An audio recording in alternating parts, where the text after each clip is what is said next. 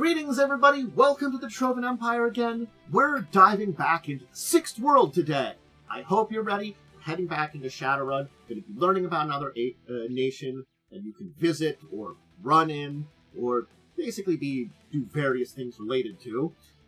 I, your host, Dracovin, will be leading you into this world. So get ready to jack into the Matrix once more. Get your monofilament katanas, your smart guns. We're diving once more into the 6th world, into Shadowrun, and today we're heading to Aztlan. Aztlan? I never say it like Aztlan. Aztlan. I always want to say it correct. So, again, let me preference a lot of things here. There are some books that I used when I talk about them in a minute here that are, but one of my primary books that I use is from 2nd edition.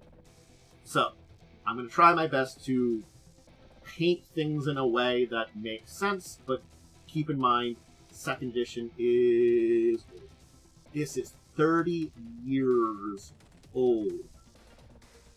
So, keep that in mind.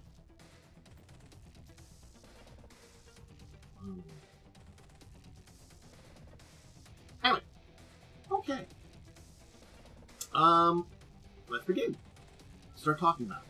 Let's dive in. And again, let's talk about books. Now, I got to say there is one book I missed here, which I ended up using a little bit of this morning to finish up some extra research. But the Aztlan book from 2nd edition is a very good one, along with Year of the Comet and Stormfront. And they present a lot of the major story elements of what's going on. Now, the other one that I will mention is the 6th World Almanac. It basically gives a more current 4th edition look that's very smaller to Aztlan. The big Aztlan book that gives a lot of details that we talk about is the one from 2nd edition, unfortunately. It's sort of like we got a mild upgrade, but not a big one. So what is Aztlan? Well, in broad terms that are simplifying things to an incredible degree, it's Mexico. What we know as Mexico is Aztlan. Now, there is a lot more to that. It's a lot more in detail. But the country that was Mexico became Aztlan and expanded and changed and became pretty much an entire another country based out of that region. So we know where its origins are, Mexican area of North America, but it is, in a lot of ways, something entirely new. Now, nowadays, it covers pretty much all of Central America. From the Rio Bravo to the Nueces River and the Andes. It borders with CAS, Pueblo, and Amazonia. The only one place that it doesn't have control of that is technically in its territory is the Panama Canal. It's under the control of the corporate court. Some basic statistics that you might want to know about it is Aztlan. Okay, I see pronunciation. It has about 168 million people. The major language is Aztlan, Spanish, English, Nahuatl, and some various regional languages. They are a federal republic. Keep that in mind for when we talk about a lot of things here. And, that's just some basics to know about. And they do use... Of course, the New Yen would be accepted, but they also have the peso as a major currency, at least as of 2nd edition. And major religion is the path of the sun, with Roman Catholicism being a very small, secret majority, but a lot of people sympathetic to it. And we will have to talk about some various other things that are interesting aspects about the country. All right. Let's talk about a little bit of history. How we came to be Aztlan. So, the core of Aztlan has to deal with Aztechnology to a bit of a degree. Aztechnology is a core of what becomes Aztlan. The first step in that direction was in 2007 in alternate history, when the Oro Corporation is actually formed out of the Ortega, Ramos, and Ortiz cartels. Yeah, 3 of the major cartels basically form a corporation. There's been a large fire that wipes out a large portion of Tenochtitlan. basically the renamed Mexico City. That's the easy way to keep in mind. It's what was formerly Mexico City, renamed for the original Aztec name for the capital of the area. Yes, they basically go very Aztec and re-engage Aztec culture. Anyway, the Oro Corporation joins the Inner Corporate Council in 2012. We already had this major fire in 2010. Of course, everything that's going on in the world. Karuba and Oro have a corporate war, which ends in a stalemate, but extend both of their resources. And again, we can talk about some of the major effects, the return of magic and stuff like that, but it doesn't have the same major effects as it does in places like the US. That's an interesting thing about it, is when we look at things culturally, and especially how things were developing, a lot of major events didn't affect them the same way. In May of 2015, they become the first country to use matrix-based electoral system for direct elections. And unfortunately, the Aztlan party assumes control. And again, it's not to say that there weren't major effects going on in the background. Things like Vitas killing a lot of citizens and devastating the economy paved the way for Aztechnology and their related party to take control. Because that's the Aztlan party is basically Aztechnology. The company had cutting-edge medical supplies that they helped to put to the population and monetary help during things like the Vitas to ingrain themselves.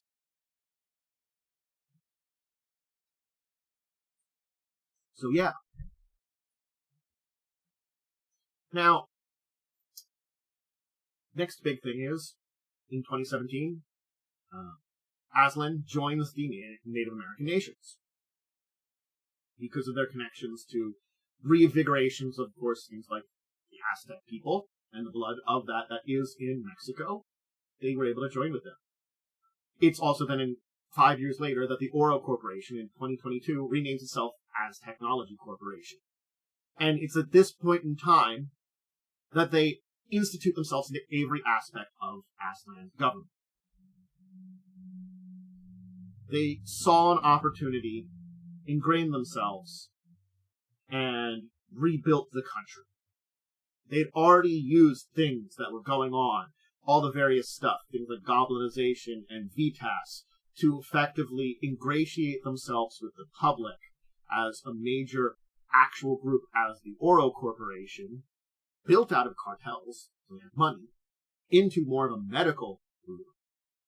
And then they just take control. In 2027,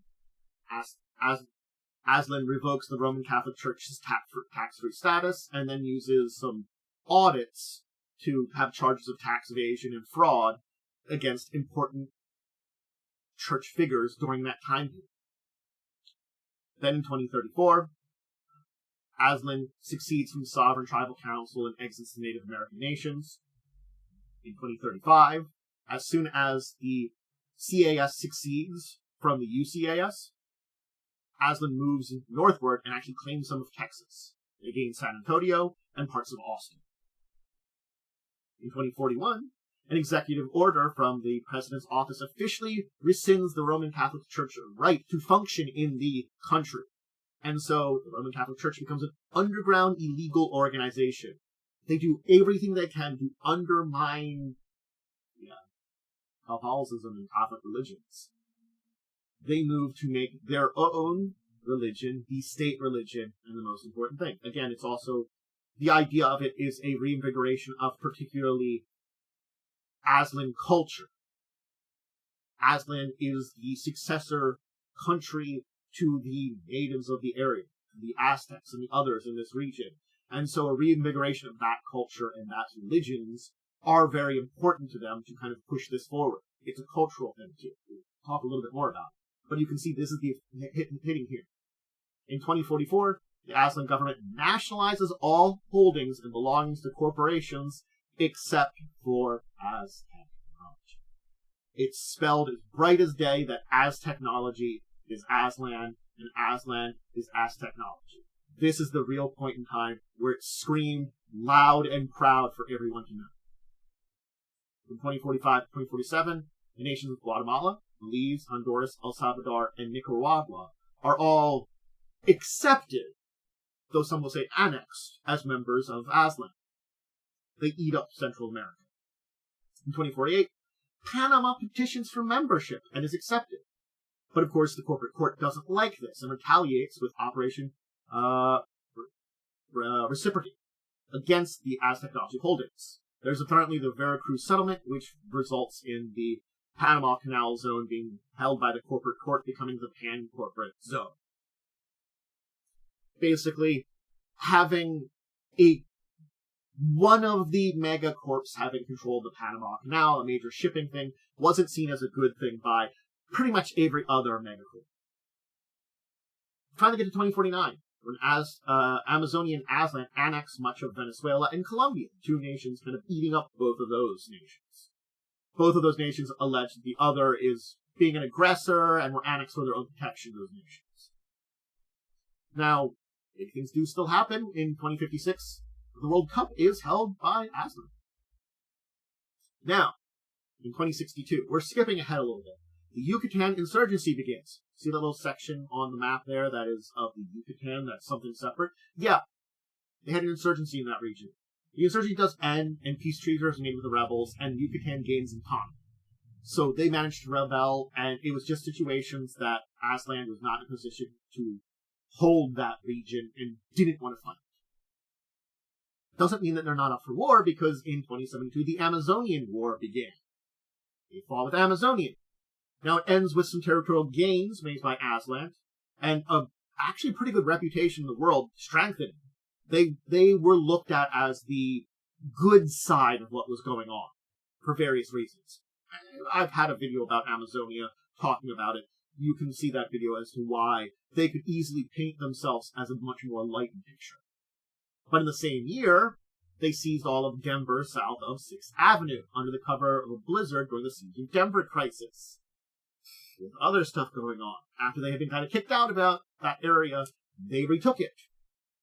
So, now, I can't say there is a little bit more complexity to the overall history there, but that gives you a basic idea of everything that's been going on.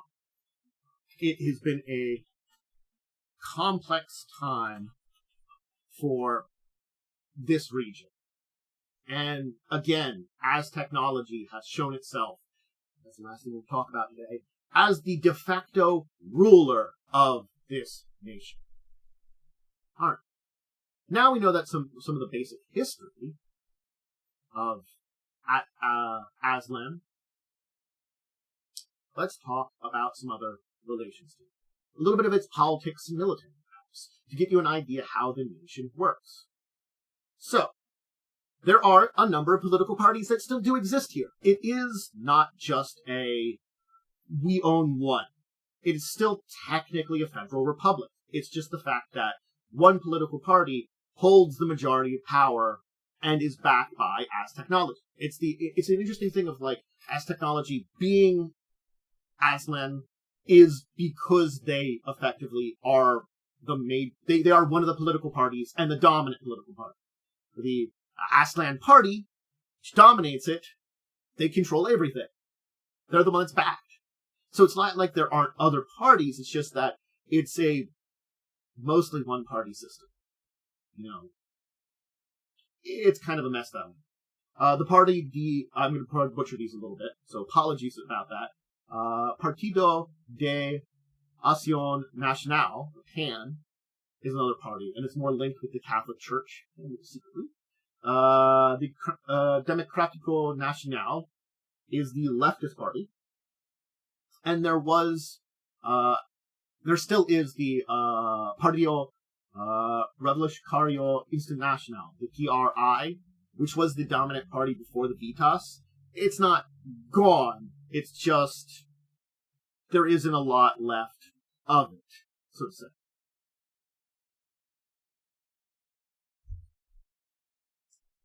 Now, they do have a Congress. They elect a president. I'm not sure of the exact terms of the Aztlan president off the top of my head. from what my notes are. I'm just checking stuff here. Nope. Can't tell you that stuff. Again, it's...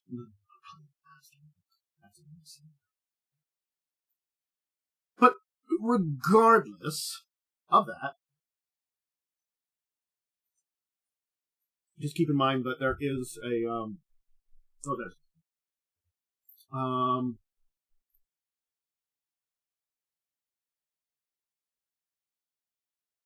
it's not right. Here we go. So there's an executive legislative branch. The chief executive is the president. As of the second edition, it was a woman named Flavia Della Rosa. I could inform you of who was elected in 2065. Enrico Shiva was elected, and he was re-elected again in 2071. So, he replaced Della Rosa. Oh no, in a special election, basically.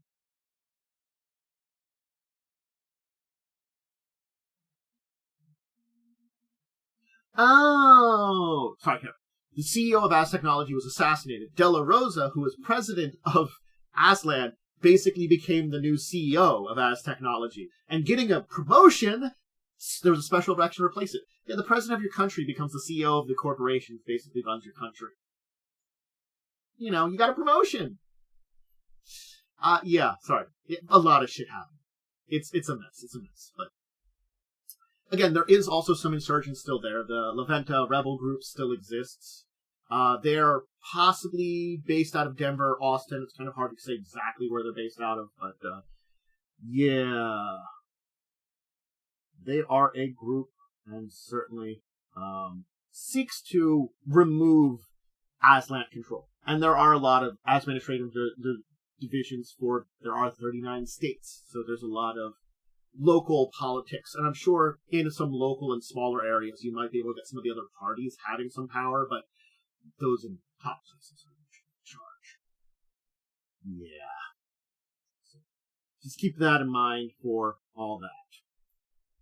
And when it comes to foreign relations, Aztlan is not in good terms. They're hated by the CAS, by the Pueblo, by Amazonia. They frequent border clashes with all of them, and have had outright wars with a couple of them. So, yeah. In Denver, they've had a lot of problems. They were kicked out of the city in 2062 until they came back in 2074. You know, so that's a big thing. And, yeah. Now, when it comes to military, we do have to talk about that a little bit. They have 200,000 men and women under their arms. That is their national military army. The official army forces of Aztlan, that's however they have complete, about 200,000. The official national army is only 50,000. It's designed to defend the territory, not to project force. So that's the kind of protecting force. The ground forces are mechanized infantry supported by heavy armor. They control the tube artillery, which are laser-guided projectiles, the main battle tanks, and tactical surface missiles. They are trained in operational maneuver groups. Their naval force consists of destroyers, frigates, patrol boats, fast-acting submarines. It lacks aircraft carriers and some strategic missile submarines, with a lot of other great powers. The Air Force is equipped with a moderate number of reliable aircraft. None of them are state-of-the-art, though. Short-range interceptors and ground attack aircraft. No theater or strategic bombers. There does seem to be some changing in Aztlan, as they're starting to develop power projection abilities and state-of-the-art weapons for its armed forces. In the recent battle against Sirug, which I think is a great dragon in 2074, in which Aztlan took down the dragon, cutting-edge high-performance and sophisticated aircraft carrier Bloodwings were seen engaging. And They did build and deploy, by that time, in 2074, their first nuclear-powered aircraft carrier. So they do have one now, but traditionally they didn't. Now we have to talk about the corporate army, because they have a freestanding corporate army of 150,000 men and women under arms. It's deployed to defend corporate assets, and on corporate missions, elements of the corporate army have been deployed right alongside the national army, using the same uniforms and often same equipment, making it very hard to differentiate between regular units and corporate units. Do that on purpose, because one is particularly a branch under corporate influence, which is 3 times the size of the national one. Again, it's a corporate state. You can't deny it at all. You really can't. Let's talk about the state. We can talk about their capital, too, just a little bit. Not. We'll include that in here, but we'll get an idea of the state of Aztlan. I keep trying to not pronounce it. Aztlan. See, pronunciation guide, and my brain doesn't want to do it. So, we have an area of how it forms. We know what it's gotten there. What is here? There are 31 states and 1 federal district. That's an important part of it. And things like Austin's disputed territory between them and the CAS. They have their difficulties in areas like Southern California, which they invaded, in places like Denver. Their battles with their neighbors, the Pueblo Corporate Council, California Free States, Confederate American states in the north, and of course in the south.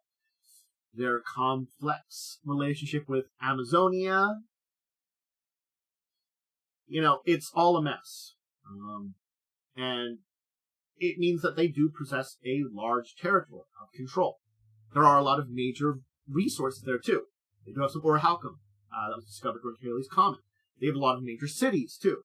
Tenochtitlan, San Diego, Tucson, Austin, San Antonio, Monterrey, Torreon, Guadalajara, Mazatlan, Merida, Puebla, Veracruz, Guatemala, San Salvador. This is one I'm going to butcher a lot. Tegucigalpa. Okay, I'm not going to try that one. Managua, San Jose, Denver. Again, I'm not good at pronouncing anything in English, let alone another language. So I'm just going to say that now. I'm trying my best. Things like Tenochtitlan. It is currently 17.5 million people. At least that's the last time that we got a number for it. Of which 65% is human. It has and again, it's over half of it, like 2/3 corporate affiliated for very obvious reasons. So, yeah.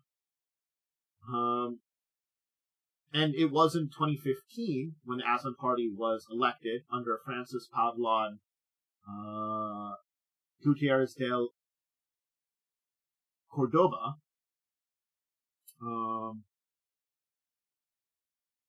That under Francisco Gutierrez, he changed the name to Aztlan and the Mexico City to Tenochtitlan. So again, when I said they took over, they took over. Keep that in mind. It is a corporate place, and corporate communities, corporate sector. There's so much corporation in there. It is the beating heart of the country, and it is strong. So, just keep that in mind. Economically, which is related to this very heavily, we kind of have to talk about that, because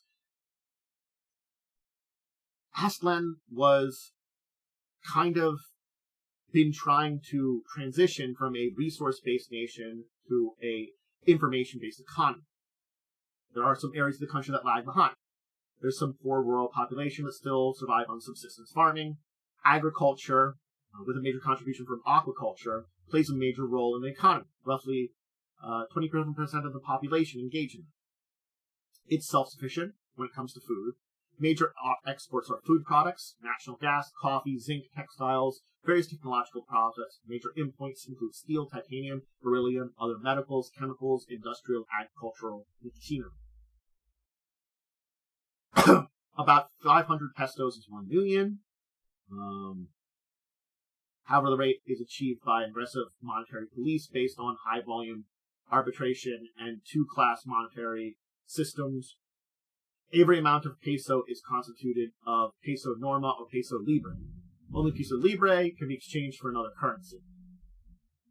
Coins and bills exist as peso normal. Peso libre is purely electronic, and thus it's very difficult to assess the economic variables of the country because they do this on purpose to keep their comparison to the new yen high.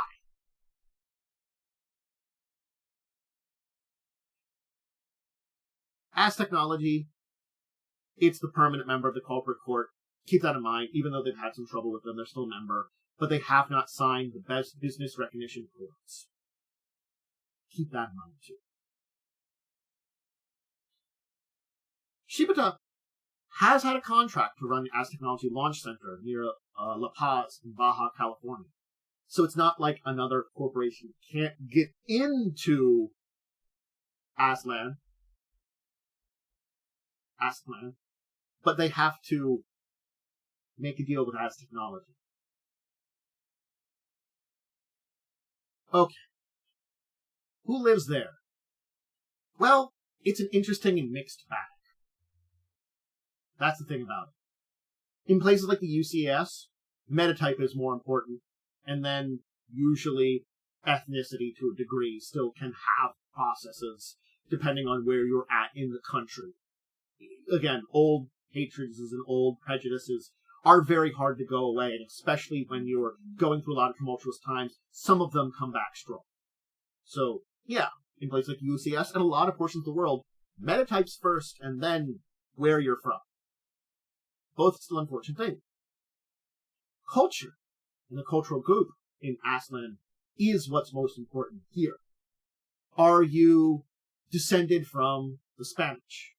Are you a direct descendant of the original people of the country? Or are you of mixed descent? Those are important questions.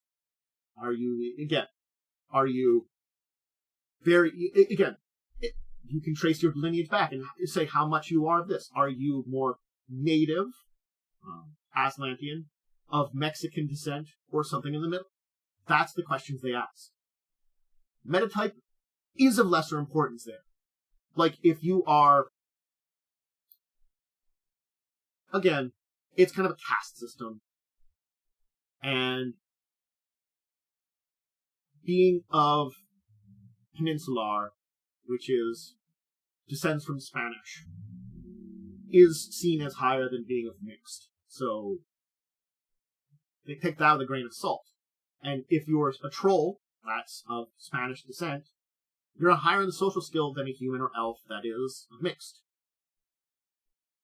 Again, it's a caste system, in a way. That's based on your ethnicity. And it's not necessarily a good one, in a lot of ways. There's some complexities to it that I'm not going to get into here about their own caste system, but just keep in mind that depending on what group you're part of, in the three groups that are there, it depends on your position. And there's still metatype hierarchy within there, so if you are a troll in the same area as a human of that area, you would probably be messing with that. It's just that you might be better off than someone else. A good news about them, though, is sapiens, non-human metahumans, or non-metahuman sapiens. There is twice as high as the global average in Aztlan than anywhere else. Free spirits, Dracoforms, shapeshifters, all find acceptance here, to a degree. Dracoforms are feathered serpents by the majority, and this is a country that grants full citizenship to free spirits. And unlike most countries, if you banish a free spirit, it's considered homicide by law and treated as such. So, it's an interesting country that way. It's also a country where infected people that have gained the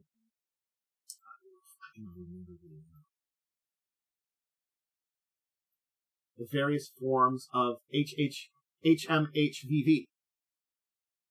Are you a ghoul, a vampire, something like that? You can find acceptance there.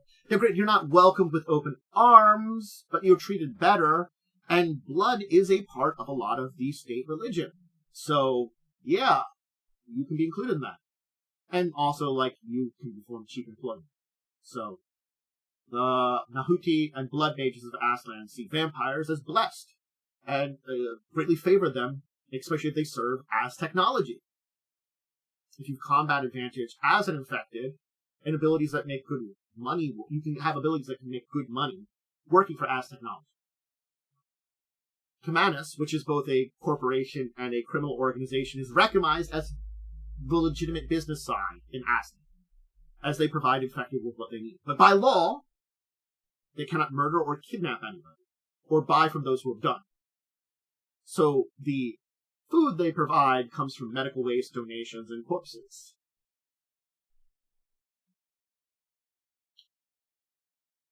So, now that we have an idea of, like, the cultural groups and cultural divides that can happen up there, we do have to talk the other side of things, socioeconomic, because there are a couple of levels here. First off is the corporate staff. The corporates live in castellos. Every person may want or need is inside these places: medical centers, restaurants, theaters, daycares, bars, fitness clubs, comfort stations. Residents pay using their thumbprint on a scanner, which posts their charges to the residential account, and most businesses won't take other forms of payment. There's a hierarchy in there, where you can live, within which one. So again, there's still hierarchy there. 75% of them telecommute and are on call 24 hours a day. Unaffiliated workers are kind of the next group. They live in council complexes. They're sort of co-ops run and partially subsidized by the state. Efficient, clean. Most of these facilities the residents need are... These have most of what the residents need, but are greatly downgraded from the castellos. They have no fancy restaurants. The commissaries are basically cafeterias. Payment's still done through thumbnails. This is Burka Kunin. They physically commute to work, so they're stuck in gridlock a lot. There are still a rural population, effectively, the rest of the people. They're about 21% of the population. They grow that food that feeds the cities. Most of them work for corporations which run their agricultural zones. The standard of living, education, poor Africa is very low here. Housing is subsidized by the corpse. And most of these are of mixed descent. Subsistence farmers. These are the rest of them.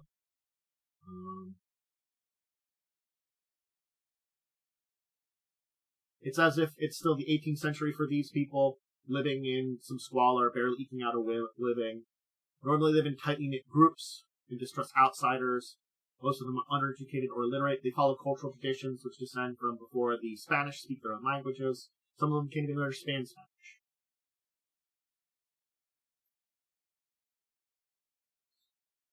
Now, finish up today by talking a little bit about Aztechnology, and then the runners. I'm not going to go into depth about Aztechnology. I might do another video about it, but it is the second largest corporation in the world. The largest in North America. It is the number one consumer of consumer goods in the world. Number one in the magic industry. It is so ingrained into the government of Aztlan that it is effectively the government. It constantly enacts laws to advantage of Aztechnology. And it's technically privately owned, so it does not disclaim the names of its shareholders or board members. But on the other hand, it heavily uses publicity to support its foods and consumer goods sales. And Flavia De La Rose is currently its president and CEO. Now, there are a couple of known shareholders. I won't go through the full list, but there are some that have been reviewed. And all are in very important places in it. So, yeah. Shadowrun. We should finish up today by talking a little bit about that, because Shadowrunning, we're probably doing stuff related to Aztechnology. I'm not going to say it's going to be an impossibility to do other stuff, but if I'm in Aztlan and doing something there, yeah. But there are two categories of Shadowrunners in the scene. Those that would be referred to as Mexicans, and everyone else. The idea of taking the old name of the country. Again, you're from the shadows. You're kind of not connected with the normal city. You're something else. So, locals don't do business with foreigners. They use their own fixers, keep their own counsel, do their own business. It's all based on personal relationships. Reputation on the street's not as important, or how big you can brag. If you're known to them, and they don't, if you're unknown to them, they don't want to get to know you, or at least when it comes to business. So if you are dealing with a Mexican Shadowrunner, it's nearly impossible to earn their trust. But if you do, you're in. You are treated as if you had a long-lost cousin and trusted with their lives until you betray them once, after which they will hunt you down and kill you. Honor is very important. If you do one thing that's dishonorable in the eyes, it's all over. When it comes to business, most of them do it based on what helps Aztlan. They see, regardless of the connections to the corporation, they want to help the nation. That's why they do their jobs. Imports and mercenaries are the rest of people that do it. But sort of like the natives are doing it for the country. Maybe that's doing something to undermine Aztechnology. Maybe that's doing something to help out the local mom and pop people. Maybe it's something that I can send some money back home. I'm helping out my people. Everyone else, the import market functions just as it would in Siena, with import fixers contracting jobs based on reputation and brag sheets. Again, if you are importing as a Shadowrun coming into the nation, you're talking with people that also imported and make deals and stuff. There is a large Shadow community in Dracovin, and have approximately 500 A-list players, and other major cities have significant contingent. The import community is a lot smaller. The city of San Diego, which is comparable size to Seattle, has an import community of under 100, 550, which would be A-list players. So, again, San Diego being more of an outskirts, conquered place, kind of has a little bit more to it. You know, it's where you're getting out of the core of Aztlan. You kind of change how the shadows work a little bit, too. But keep all this in mind. But that's some basics of Aztlan. And I would really recommend checking out both the Six World Almanac and the Aztlan book. The Aztlan book, keep in mind, again, it's a 30-year book. It's going to be a little difficult. It's written in the mid-90s. There's a lot of terminology and stuff that doesn't really fly today, but it's a product of its time, and it does give a lot of good information, even if though there are some things which are, difficult to work with sometimes. All this paints a picture of a nation which is very interesting because there are so many juxtapositions within it. It's a place where there is a lot of old culture, old traditions. There's also a lot of people mistreated from a lot of these things. There's still a lot of hierarchy and this want to go back to the old ways, but it's like also not, which is really strange. It's this resurgence of this is the culture of our people, but yeah, I don't know. There's so much weirdness in the way that weirdness is maybe not the best word here. What's the word that I want to use? Not diversity. So much clashing of ideas in a lot of ways they've built things, but they are building a identity out of this clashing of what was there and evolving it into something new. And there is some good to have in national pride. I'm not going to say that ever. It's just, it's all tainted by Aztechnology. Aztechnology taints so much of Aztlan.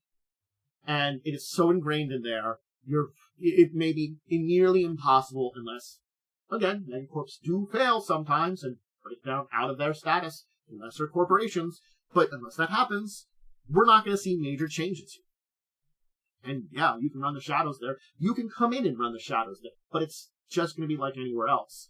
And you're not going to be dealing with a lot of people that are from there, because you are not from there, because you are not doing it for the same reasons they are doing.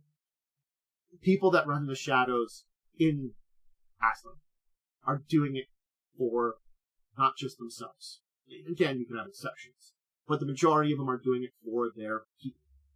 There is a family aspect to it, and especially for those that go into the shadows. And if you're from the outside and coming in, you're probably not seeing the same. And again, it's also got interesting juxtapositions because there can be interesting amounts of acceptance between people in different ways in a lot of the prejudices and hatreds that have formed out of a lot of things that have happened across the world.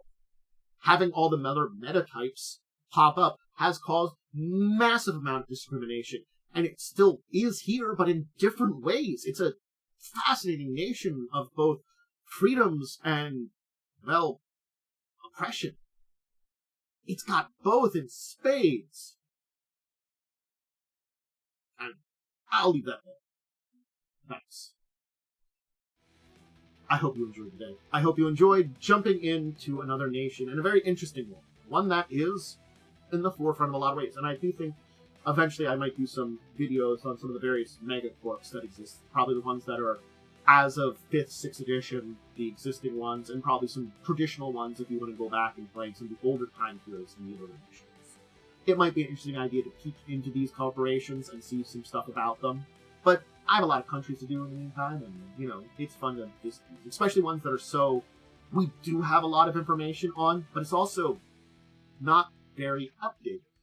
It's that weird juxtaposition that I've got two major books, well, one major book and a couple of pages in another book that talks about a lot of different countries. And yeah, Sixth World Almanac does paint a really good picture. It's not the picture that the Aztlan is. Not in a long shot. Not by far. But yeah, 30 years ago, it's a lot. It's a lot.